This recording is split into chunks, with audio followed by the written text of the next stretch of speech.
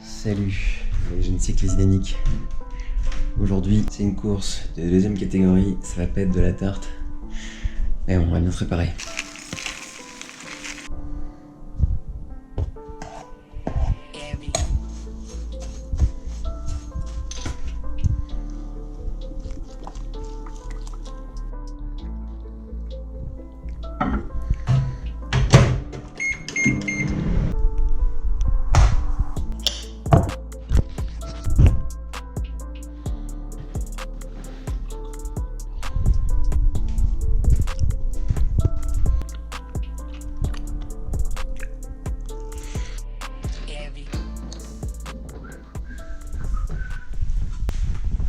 Allez hop, on est parti. La première course de l'année. Hop, on va fermer la porte. Et on sera parti. J'ai choisi de courir malgré la pluie et le froid. Cuissard court. Je revanche un kawaii au cas où. Et des gants de pluie. Manchette. Enfin, tout nécessaire pour pas avoir froid dans le haut du corps. En revanche, on est quand même en course, donc cuissard court. Je me sentirais moins inhibé qu'en cuissard long. Allez, on est parti pour le rendez-vous avec le camion vers la porte d'Auteuil. Allez, à plus tard.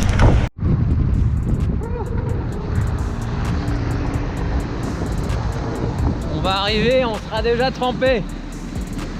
Même pas arrivé à Versailles.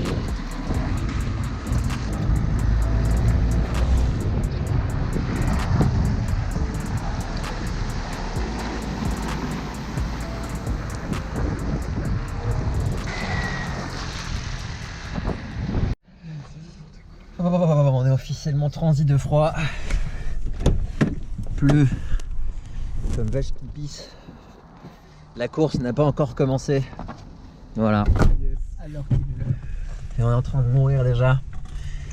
Ce sera le moins mort de la course qui va gagner. Ah oui, c'est très bête. C'est complètement idiot. On va y arriver. Allez, courage. C'est une course pour des villes, c'est une course pour nous. Alors pour une première course de l'année en troisième catégorie, on commençait par une course de deuxième catégorie, donc qui n'allait pas nécessairement être typiquement à ma portée, et ça commençait déjà pas mal puisque boum, ça chute déjà juste à côté de moi au tout départ, donc ça m'a un petit peu secoué, d'autant que il faisait 4 degrés. Donc des 4 degrés sous la pluie, c'est pas les conditions à faire du vélo, hein, vous en conviendrez. Et c'était quand même assez compliqué de prendre le départ à ce moment-là, d'autant qu'on n'avait pas eu l'occasion de faire un tour de reconnaissance. Enfin, tu me diras, faire un tour de reconnaissance dans une purée de poids pareil, voilà. Ensuite, on était déjà à moitié en hypothermie avant même de mettre un pied sur le vélo au moment du départ, parce que j'avais fait la route jusqu'au camion à vélo sous la pluie pour rejoindre les camarades du club, donc pas facile des conditions dans lesquelles on a pris le départ. Et la course ne s'annonçait pas non plus très facile, puisqu'il y avait quand même des bonnes têtes d'affiche sur cette course. C'était une course de deuxième catégorie dans laquelle les premières catégories hors division nationale étaient autorisées à participer, ce qui veut dire qu'on avait pas mal de gros coureurs bien costauds qui étaient présents. Et pas seulement, puisqu'on avait aussi de très bons juniors qu'on devrait voir maintenant. Là par exemple derrière moi, Flavio Mauricio ici, avec les surchaussures vertes du pack 95 et son vélo de service Van Rissel U19, puisque oui, il fait partie de la sélection Van Rissel à la mondiale U19, qui est une des équipes de développement à la mondiale au niveau U19. Donc du beau monde au départ de cette course, mais les conditions, franchement, allaient en faire un véritable chantier. Alors, ce que vous voyez à l'image, c'est à peu près ce qu'on voyait en vrai, puisque chacun portant des lunettes, on était plus occupé à essayer de voir à travers les gouttes qu'à comprendre vraiment comment allait se dérouler cette course. Et là, vous allez comprendre un petit peu, c'est qu'en fait, je suis tout le temps loin du peloton, mais il y a encore d'autres mecs qui sont décrochés derrière moi, et pas forcément des quiches, puisque on voit sur l'écran à gauche ici Pierre Ricci, qui est un coureur du PCO de deuxième catégorie, donc c'est pas les branques qui est à l'arrière. Et là, il s'agit pour tout le monde de essayer de remonter jusqu'à l'avant du groupe qui part et qui roule, hein, mine de rien. Ici, on a une partie qui est vent défavorable, donc c'était pas simple de rouler là-dedans, d'autant que la route était complètement détrempée et que j'étais personnellement assez flippé à l'idée de devoir éventuellement tomber par terre, me prendre la première viande de l'année sur ma première course de l'année. Pas simple du tout à négocier. Ici, petite chicane gauche-droite, gauche, voilà, droite. Et on va pouvoir voir un petit peu comment ça se passe à l'avant. Regardez, là on voit bien le peloton, il est complètement étendu, les gars sont 2 par 2. Et ça nous permet aussi de voir à l'arrière, derrière c'est pareil, il y a autant de mecs à l'avant qu'à l'arrière. Là je suis complètement au milieu d'un peloton qui n'est pas vraiment un peloton, tout le monde est en file indienne, ça roule pas super vite, cela dit les relances sont assez marquées.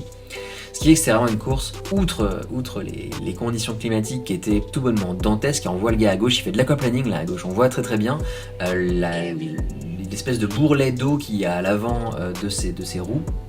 Ah, bref, c'était des conditions terribles, un niveau élevé par rapport au mien, un cœur qui monte pas, une température très froide qui fait qu'on se sent vraiment gelé sur place, parce qu'il faut se dire que, je sais pas si vous avez déjà fait du vélo par 3 degrés, mais à cette température en fait on se refroidit beaucoup plus vite qu'à 15 degrés naturellement, et d'autant que avec la pluie on a également un refroidissement du corps qui est beaucoup plus rapide, et là franchement on subissait énormément, d'autant que je vous l'ai dit au début et je l'ai dit dans la je vous l'ai dit dans le passage de vidéo vlogging, je portais un cuissard court, comme le mec devant moi en jaune et bleu.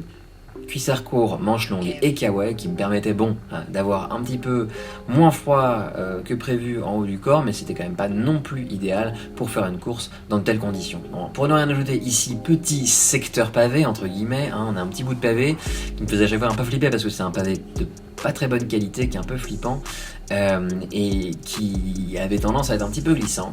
Et dans cette partie un peu pavée, ici ça allait descendre et on atteignait parfois plus de 50 à l'heure là-dedans, sous la pluie, avec la flotte dans tous les sens. Là on voit rien à la vidéo, il faut dire que je voyais rien non plus dans mes lunettes, pourtant j'avais pris des lunettes exprès avec des verres clairs qui me permettaient normalement de mieux voir sous la pluie. Ici, petit taquet qui remplace le taquet habituel de la course de Satori. Là on le voit, en gros il y a une petite bosse qui fait à peu près 20-30 mètres et dans laquelle il fallait vraiment s'arracher. Donc là on le voit, il y a des mecs qui sont restés collés et eux ils se font lâcher direct. Donc vraiment il fallait faire l'effort à ce moment là pour pouvoir rester dans les roues et rester au contact du peloton qui partait un petit peu comme une comète. En fait j'avais vraiment l'impression d'être dans la queue de la comète en permanence et d'être toujours avec des espèces de particules de comète qui pétaient en tous les sens, c'était vraiment n'importe quoi. Et à l'avant, naturellement la tête de la comète qui elle avoinait de dingue et essayait de faire le trou, parce que en réalité ce qui faisait un petit peu la course c'était de maintenir le rythme au maximum et de faire en sorte que les gars pètent ou abandonnent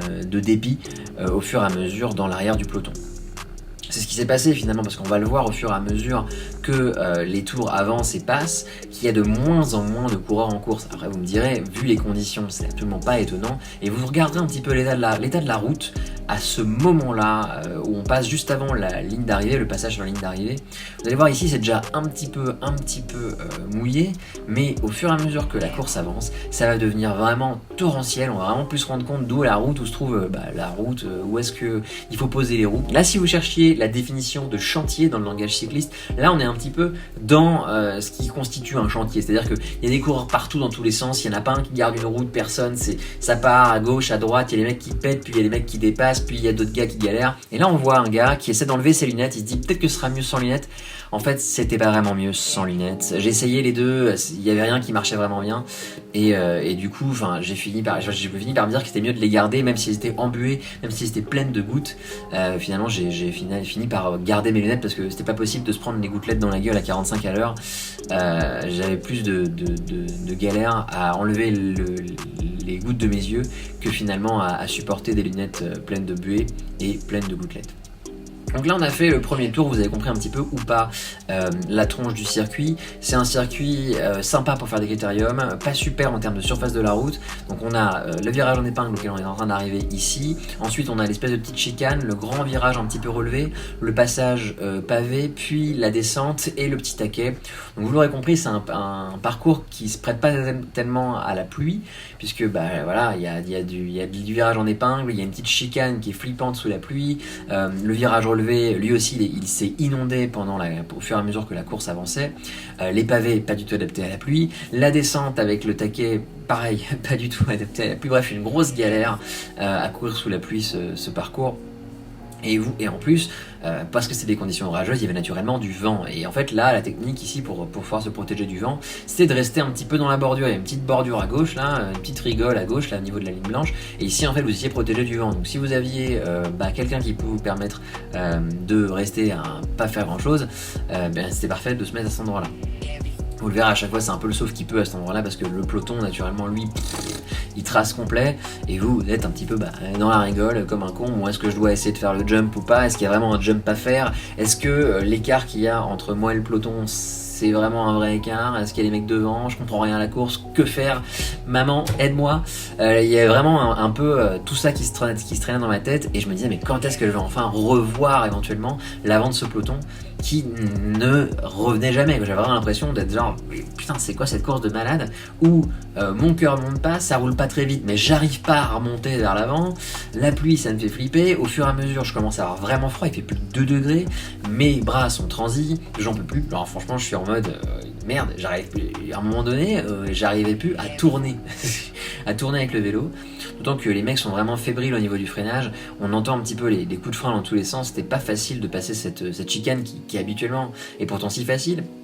Et d'ailleurs, vous pourrez regarder, comparer avec les images de la course de Satori de l'an dernier, on passe exactement au même endroit et on passe pas du tout la même vitesse. Et là on voit vraiment, je suis à l'arrière de ce groupe, il n'y a plus personne derrière moi. Là vraiment, derrière moi il y a 5 mecs et puis 2-3 lâchés comme ça qui se baladent. Et on est vraiment dans l'arrière du groupe et je suis en train de faire l'élastique complètement, c'est vraiment le bordel. À chaque fois ici, naturellement il faut essayer d'en mettre un petit coup pour pouvoir rester dans les places qui marchent. Ma tactique, ça a été de passer à l'extérieur droit de la cuvette, parce que j'ai estimé que c'était probablement le meilleur endroit, même s'il y a plus de distance. C'était l'endroit où il y a le moins de pente, donc probablement que c'était l'endroit où je pouvais peut-être garder le plus de vitesse. Et là on voit derrière moi un gars qui est vraiment en train de galérer, il en peut plus, et il se fait fermer la porte en plus par un autre mec qui le bloque, il est obligé d'arrêter de pédaler, et sûrement à cause de cet instant là où il a peut-être un peu manqué de lucidité, il perd les roues, et il se retrouve en chasse-patate derrière, là, dans un groupe qui suit le groupe qui est à l'arrière du peloton, qui est en train de se faire décrocher, et bref c'est la galère. Et là franchement moi-même je suis déjà décroché d'au moins 15-20 mètres au moment de passer presque au niveau de la ligne d'arrivée. Vous voyez ce virage, et je vous l'avais dit, regardez un petit peu, au fur et à mesure que les tours avancent, là on est au 2e tour, on va voir de plus en plus ce torrent se former au niveau du virage qui nous amène vers la ligne d'arrivée. Ici même, flash, il y a une grosse surface de flotte, une grosse épaisseur de flotte, et c'est vraiment flippant. Au fur et à mesure on va le voir, on va également le voir dans le dernier tour que j'exécute dans cette course, que vraiment on n'a plus vraiment affaire à des conditions roulables en fait. C'est typiquement des conditions comme ça, vous ne faites pas de vélo, vous ne faites pas la course, et il y a quand même des gars pour faire la course, il y a quand même des gars pour la terminer cette course, et franchement je dis félicitations à eux, à des gars qui sont allés jusqu'au bout, ils ont dû faire 90 bornes, on a finalement fait que 56. Et je vous le dis, les mecs qui ont fini cette course, c'est vraiment des guerriers. On arrive du coup à l'orée du 3e tour, et je ne vois toujours pas l'avant de ce fichu peloton. Là vraiment, on a beau rouler, là je suis tout le temps tempo, globalement, je me fous tout le temps tempo, limite zone 4, mon cœur monte pas, j'ai super froid, j'arrive pas du tout à faire quoi que ce soit pour essayer de remonter dans ce groupe.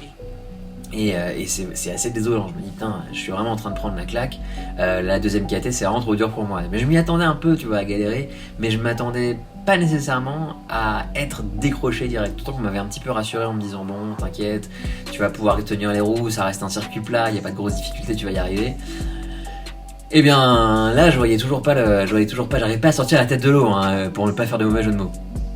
Alors du coup là on arrive enfin à nouveau sur cette ligne droite qui était avant défavorable, donc il fallait pouvoir se replacer, la relance était capitale naturellement pour le placement.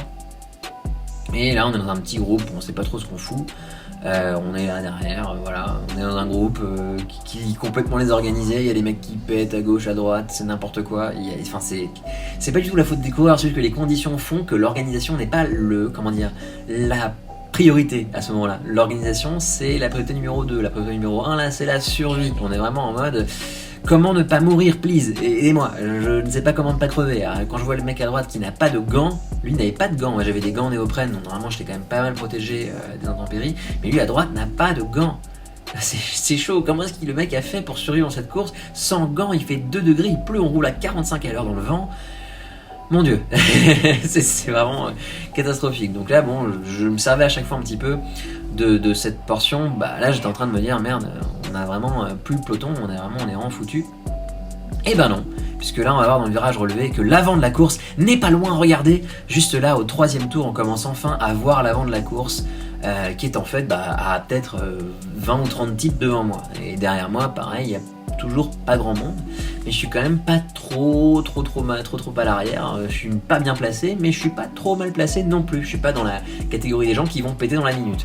Donc ça, au fur et à mesure que la course avançait, je me disais bon, écoute Nico, si tu survis, tu t'assures une place dans cette course de malade, et ça a fonctionné. Donc je me dis bon, je commence à voir l'avant de la course, et là mentalement, il y a un truc qui s'allume dans la tête et je me dis peut-être que, oui, non, on pourrait peut-être éventuellement faire la blague et arriver sur la ligne d'arrivée de cette course. Sauf qu'on était qu'au 10e kilomètre. Je vous rappelle qu'on était parti pour 96 km dans cette course de fou furieux, où le temps s'est mis contre nous, où le niveau s'est mis contre moi, et vous allez voir qu'on n'était pas au bout de nos surprises. Parce que là, vous vous souvenez, quand on est parti, j'étais déjà à moitié en hypothermie et complètement trempé, il faisait 4 degrés, là il fait 2 degrés, c'est-à-dire 2 degrés de moins. Bon, je ne fais pas les mathématiques. Et c'est toujours aussi dur, cela dit, mentalement, c'est un peu plus facile de se dire, bon, l'avant de la course, il est pas loin, donc si tu commences à te sortir un petit peu les doigts, notamment dans ces moments-là où j'ai 10 mètres de trous et où il faut les refaire, peut-être que tu vas t'en sortir et arriver à reprendre les roues et finalement, éventuellement, à gratter une petite place. Pourquoi pas? Sauf qu'on est, naturellement, comme je vous l'ai dit, qu'au 11e kilomètre. 11e kilomètre, fin du 3e tour. J'ai toujours 20 mètres à récupérer après le taquet. Je sais pas si c'est parce que je suis mauvais dans le taquet ou que ma tactique de passer par l'extérieur est pas bonne, ou si c'est parce que à chaque fois je ne poursuis pas mon effort dans la suite. Mais ce qui est certain, c'est qu'à chaque fois je prenais vraiment de trous. Et là, on va se faire le petit kiff. Oh, regardez, le torrent, qui est une sorte de mare presque maintenant, au moment du passage sur la ligne d'arrivée. Donc là, pareil, on ne sait pas trop où est l'avant de la course. On voit plus ou moins qu'il y a des coureurs devant, donc il y a probablement encore une course qui se court à l'avant. J'ai encore 25 mètres à récupérer, c'est pas facile, donc j'essaie de m'installer dans l'effort et je me dis bon bah mets les watts Nico, il faut juste, quand t'as le trou, tu essaies de le refaire. Et si tu y vas de manière assez sereine, tu vas peut-être éventuellement réussir à rentrer. Et à chaque fois, je réussissais plus ou moins à retrouver des coureurs qui étaient là, qui parfois explosaient, qui parfois restaient dans le groupe, etc. Pas facile. Donc là, on va le voir, la question de la relance est naturellement un élément important, puisqu'elle permet de se replacer, on l'a vu au tour précédent, se replacer dans cette espèce de bébé bordure qui permettait de travailler. Et là, on commence à voir des velléités des coureurs de s'organiser plus ou moins. Pourquoi pas? Là, on a 2 fils. Est-ce qu'on va pouvoir faire une montante, une descendante pour se protéger du vent? Pas vraiment, mais presque. Là, je vois une roue qui avance. Donc moi, je me dis, bon, bah, pourquoi pas avancer avec cette roue? C'est un peu le bazar, mais on commence à comprendre éventuellement ce qu'il faut faire pour avancer. Moi, je me fiche plutôt au milieu de la route de me foutre dans la bordure pour laisser de la place pour les mecs derrière moi, que je considère un peu comme mes compagnons d'infortune. Et je me dis, bon, peut-être que je peux leur donner une roue, pourquoi pas, voilà. Et du coup, on essaie d'avancer comme ça vers l'avant du groupe. L'avant du groupe qui paraît loin, mais qui n'est pas si loin que ça. Là, j'ai l'impression d'être lâché. Là, quand je revois les images, je me dis, mais comment t'as pu, Nicolas, penser encore que t'avais une chance de rester dans le groupe au moment où la température tombe à 1 degré, on voit plus personne devant. Franchement, je sais pas du tout pourquoi est-ce que mon mental n'a pas craqué à ce moment-là, quand je ne voyais plus personne devant.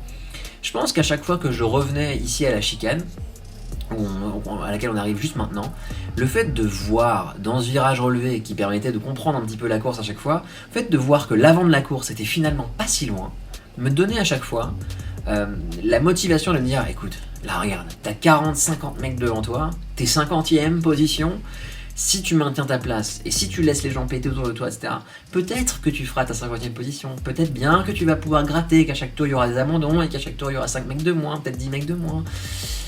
Voilà, c'est ça un petit peu qui m'a fait tenir jusque là et qui m'a fait me dire, écoute, t'as peut-être 30 mètres de trou, mais tu vas te mettre en mode rouleur, tu vas essayer de les récupérer et puis de refaire ce trou, quoi.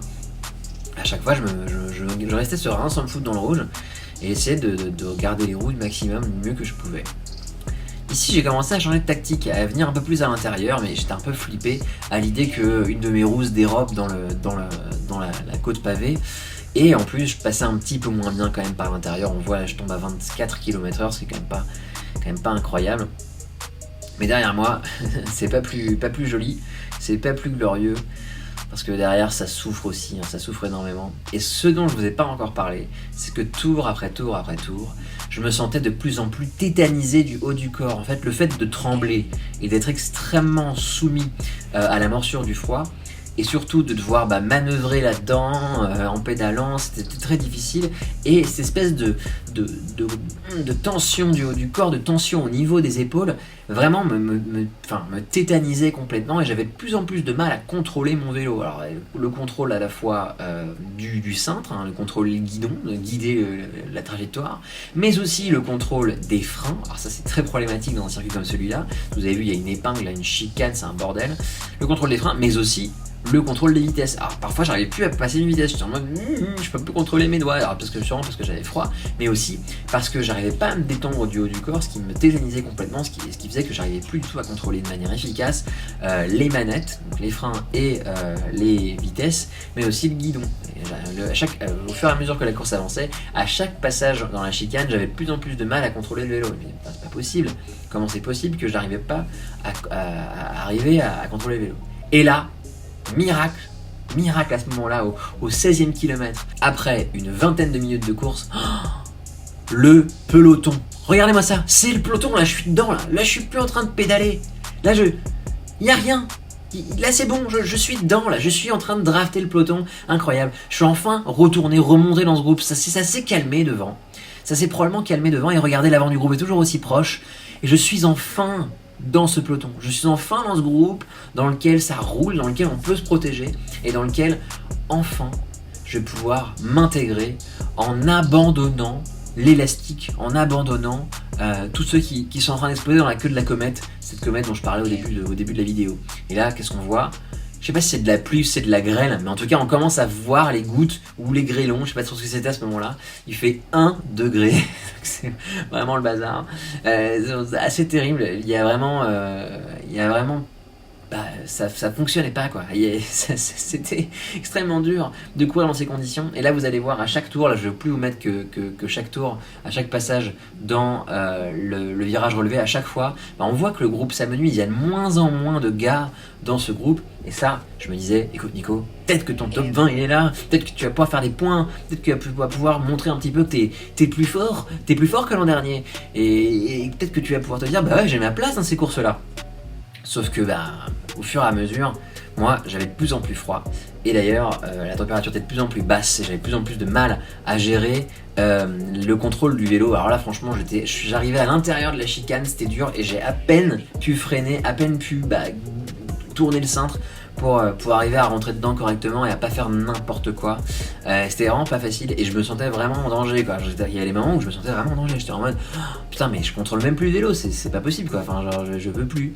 Et j'avais vraiment, outre le fait que je souffrais physiquement du froid, il y avait aussi le fait que je me disais mais je peux pas contrôler le vélo, je suis à 25 bornes de course et on doit en faire, mais souvenez-vous, on doit en faire 96. C'est quand même pas juste on fait 50 bornes pour le kiff. Non, il y a 96 km à faire au départ. Dans ma tête à chaque fois je me disais 96 km.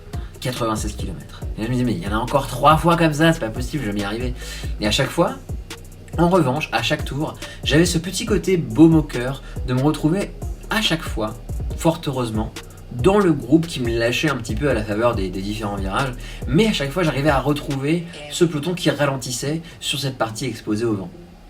Et ça me rassurait pas mal. Bon là je suis encore dans la bordure, et naturellement il fallait des efforts assez imposants pour pouvoir arriver à rester dans ce groupe. On se faisait à chaque fois lâcher naturellement à la faveur de ce petit taquet, et surtout l'espèce de faux plat qu'il y avait derrière.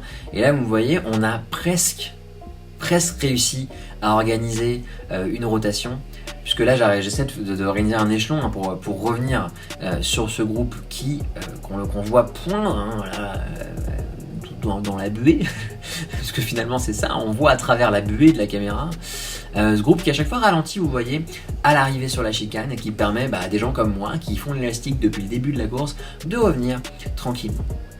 Alors je fais une aparté rapide, j'en ai pas du tout parlé au début de la vidéo, mais je n'ai pas de capteur de puissance, enfin en gros le capteur de puissance ne fonctionnait pas ce jour-là parce qu'il a été inondé par la pluie, et en fait avec l'âge en fait il est un petit peu moins étanche qu'au début, et du coup quand il prend l'eau il ne fonctionne pas, et en l'occurrence là il ne fonctionnait pas du tout, donc tout ce qu'on a c'est mes données cardio, mais ce qu'il faut comprendre globalement c'est que j'avais le cardio particulièrement bas par rapport à l'impression d'effort que j'étais en train de fournir.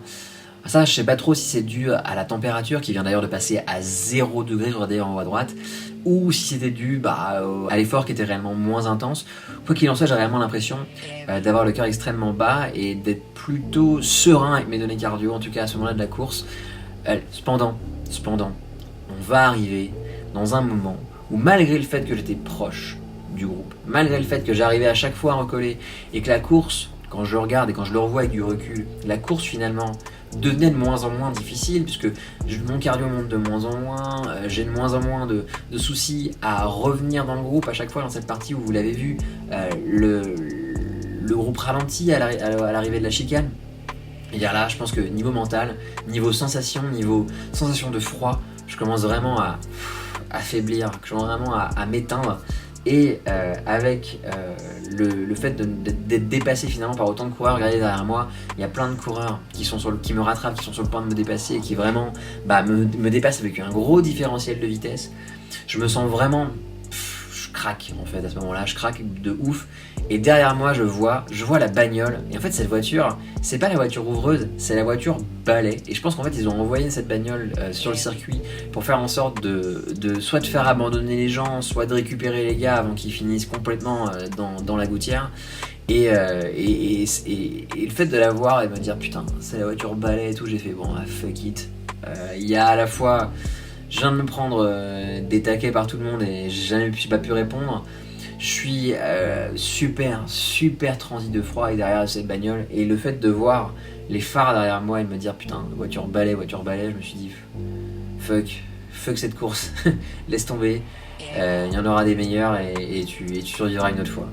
D'autant que, regardez bien, on arrive au 30e kilomètre, il restait en théorie encore 66 bornes à parcourir pour arriver à la fin de cette course, et même si cette course a été raccourcie, à ce moment-là je ne savais pas qu'elle serait raccourcie, ni même dans quelle mesure elle le serait, et j'étais vraiment en mode mais laissez-moi survivre, laissez-moi juste survivre. Faut savoir qu'ensuite on a été tous essayer de nous réchauffer à l'intérieur, et en réalité on a vraiment tous grelotté pendant, en tout cas tous ceux qui avaient abandonné comme moi et tous ceux qui sont arrivés ensuite après avoir fait 26 km de plus, parce que la course a été arrêtée au 50e kilomètre. Tout le monde était vraiment mais dans un état, c'était pitoyable.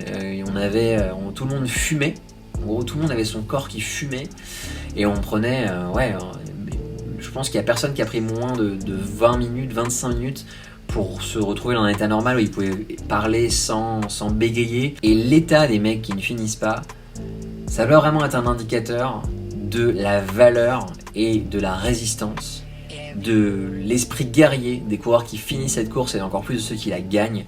Je sais que y a Esteban qui est en deuxième catégorie au PCO, qui a fait deuxième derrière Guillaume Thévenot, un ancien pro, qui court cette année au PAC 95. Et franchement, bravo à eux, les conditions étaient exécrables, et gagner là-dedans, tu gagnes n'importe où. Voilà, j'espère que cette vidéo vous a plu. Malheureusement, compte tenu de mon état, je n'ai pas pu faire de débrief face caméra à la sortie de cette course, vous comprendrez pourquoi. J'imagine que vous dites tous « Oh, dommage, il n'a pas fini, c'est con, on avait l'habitude de mieux ». J'espère me rattraper dans les éventuelles courses à venir. N'hésitez pas entre-temps à liker, commenter et partager les vidéos de la chaîne. Ça l'aide énormément à se développer, et ça m'aide moi aussi à savoir quel type de contenu vous aimeriez voir sur Jeune Cycliste Dynamique. La suite arrive très bientôt, et d'ici là, je vous dis allez, ciao.